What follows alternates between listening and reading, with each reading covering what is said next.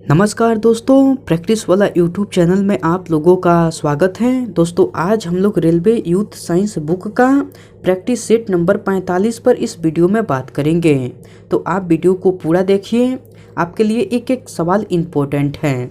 दोस्तों आपके एग्ज़ाम में इस वीडियो से सेम टू सेम सवाल देखने को मिलेगा, तो आप एक एक सवाल का इम्पोर्टेंट समझिए और अच्छे से तैयारी कीजिए। ओके दोस्तों, चलिए हम लोग डायरेक्ट क्वेश्चन देख लेते हैं। नेक्स्ट क्वेश्चन 1 नंबर कह रहा है कि किसी धारावाही चालक द्वारा उत्पन्न चुंबकीय क्षेत्र डैश होते हैं। 4 ऑप्शन दिया गया है, इनमें से आपको चुनकर बताना है कि किसी धारावाही चालक द्वारा उत्पन्न चुंबकीय क्षेत्र डैश होते हैं। तो सकेंद्रित वृत्त होते हैं। कैसे होते हैं दोस्तों? तो सकेंद्रित वृत्त होते हैं। ऑप्शन डी जो है बिल्कुल सही उत्तर हो जाएगा। ओके, चलिए नेक्स्ट क्वेश्चन देख लेते हैं। नेक्स्ट क्वेश्चन आपको 2 नंबर कह रहा है कि छड़ चुंबक के भीतर चुंबकीय क्षेत्र रेखाओं की दिशा डैश होती हैं। तो छड़ चुंबक के भीतर चुंबकीय क्षेत्र रेखाओं की दिशा जो है दक्षिणी ध्रुव से उत्तरी ध्रुव की ओर होती हैं। किस दिशा में होती हैं दोस्तों? तो आपको दक्षिणी ध्रुव से उत्तरी ध्रुव की ओर होती हैं। ऑप्शन सी जो है बिल्कुल सही उत्तर हो जाएगा। ओके, चलिए नेक्स्ट क्वेश्चन देख लेते हैं। नेक्स्ट क्वेश्चन आपको 3 नंबर कह रहा है कि किसी धारावाही चालक द्वारा उत्पन्न चुंबकीय क्षेत्र डैश में वृद्धि के साथ घटता है।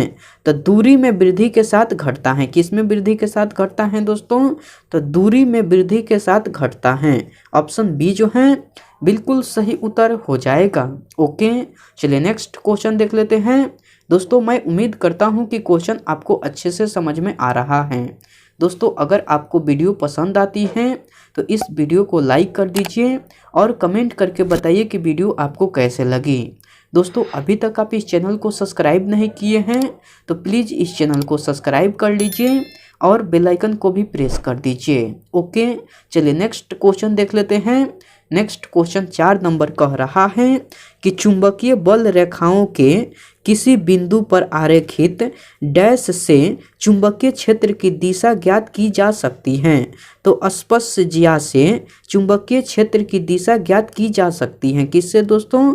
तो आपको स्पर्श जिया से चुंबकीय क्षेत्र की दिशा ज्ञात की जा सकती है। तो ऑप्शन बी जो है बिल्कुल सही उत्तर हो जाएगा। ओके, चलिए नेक्स्ट क्वेश्चन देख लेते हैं। नेक्स्ट क्वेश्चन आपको 5 नंबर कह रहा है कि जब एक धारावाही तार एक चुंबकीय क्षेत्र में क्षैतिज रूप से रखा जाता है जिसका उत्तरी ध्रुव ऊपर की दिशा में और दक्षिणी ध्रुव नीचे की दिशा में होता है, तार दक्षिण दिशा की ओर विक्षेपित होता है। तार में इलेक्ट्रॉनों की दिशा डैश है। तो तार में इलेक्ट्रॉनों की दिशा जो है आपको पश्चिम से पूरब में है। किस दिशा में है दोस्तों?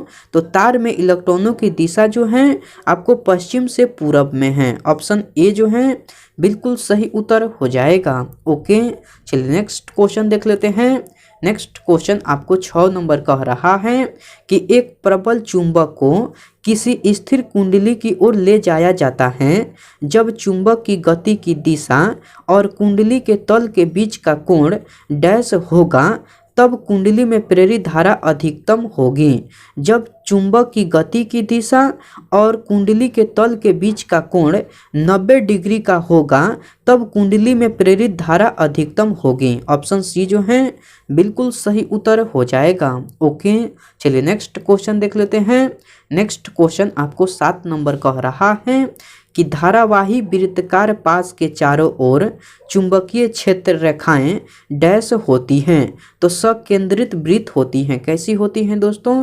तो सकेंद्रित वृत्त होती हैं। ऑप्शन डी जो है बिल्कुल सही उत्तर हो जाएगा। ओके, चलिए नेक्स्ट क्वेश्चन देख लेते हैं। नेक्स्ट क्वेश्चन 8 नंबर कह रहा है कि किसी चुंबक का वह भाग जहां से चुंबकीय क्षेत्र रेखाएं निकलती हैं वह डैश कहलाता है। 4 ऑप्शन दिया गया है, इनमें से आपको चुनकर बताना है कि किसी चुंबक का वह भाग जहां से चुंबकीय क्षेत्र रेखाएं निकलती हैं वह डैश कहलाता है। तो वह भाग उत्तरी ध्रुव कहलाता है। वह क्या कहलाता है दोस्तों? तो वह उत्तरी ध्रुव कहलाता है। ऑप्शन डी जो है बिल्कुल सही उत्तर हो जाएगा। ओके, चलिए नेक्स्ट क्वेश्चन देख लेते हैं। नेक्स्ट क्वेश्चन आपको 9 नंबर कह रहा है कि कुंडली की गति की दिशा चुंबकीय क्षेत्र के समकोण होने पर प्रेरित धारा डैश होगी। तो प्रेरित धारा जो है आपको अधिकतम होगी। क्या होगी दोस्तों? तो प्रेरित धारा जो है अधिकतम होगी। ऑप्शन सी जो है बिल्कुल सही उत्तर हो जाएगा। ओके, चलिए नेक्स्ट क्वेश्चन देख लेते हैं।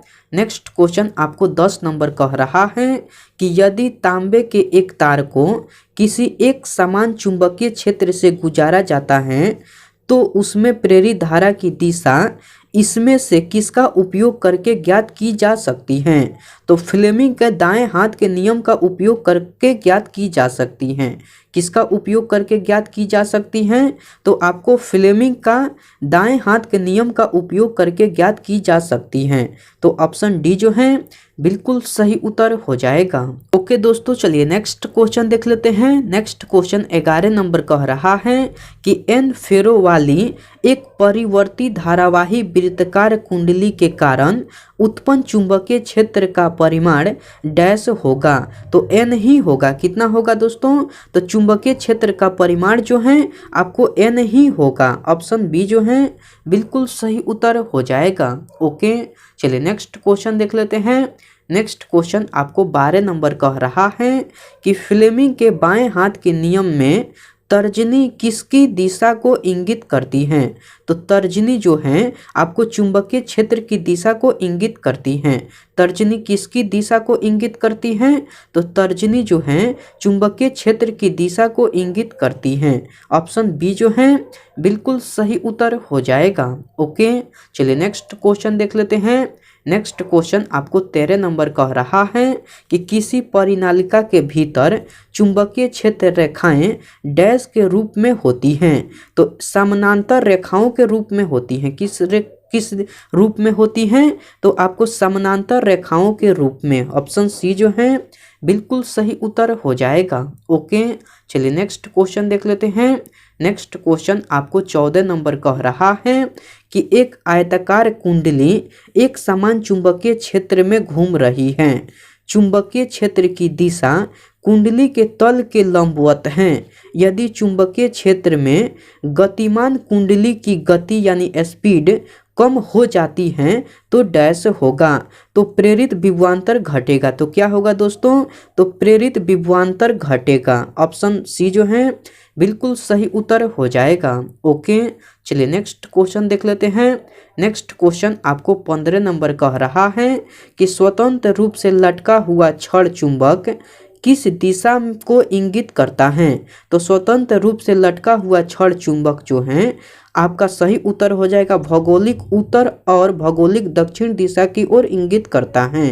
स्वतंत्र रूप से लटका हुआ छड़ चुंबक भौगोलिक उत्तर और भौगोलिक दक्षिण दिशा की ओर इंगित करता है। ऑप्शन ए जो है बिल्कुल सही उत्तर हो जाएगा। ओके, चलिए नेक्स्ट क्वेश्चन देख लेते हैं। नेक्स्ट क्वेश्चन आपको 16 नंबर कह रहा है कि विद्युत चुंबकीय प्रेरण की घटना के दौरान किसी कुंडली में प्रेरित ईएमएफ डैश के अनुक्रमानुपाती होता है। तो आपका सही उत्तर हो जाएगा चुंबकीय अभिवाह में परिवर्तन की दर के अनुक्रमानुपाती होता है। किसके अनुक्रमानुपाती होता है दोस्तों? तो चुंबकीय अभिवाह में परिवर्तन की दर के अनुक्रमानुपाती होता है। ऑप्शन डी जो है बिल्कुल सही उत्तर हो जाएगा। ओके, चलिए नेक्स्ट क्वेश्चन देख लेते हैं। नेक्स्ट क्वेश्चन आपको 17 नंबर कह रहा है कि किसी सीधे धारावाही चालक को चुंबकीय क्षेत्र में रखा गया है। जब चालक में प्रवाहित धारा की दिशा और चुंबकीय क्षेत्र की दिशा के बीच का कोण डैश होगा तब चालक को अधिकतम बल का अनुभव होगा।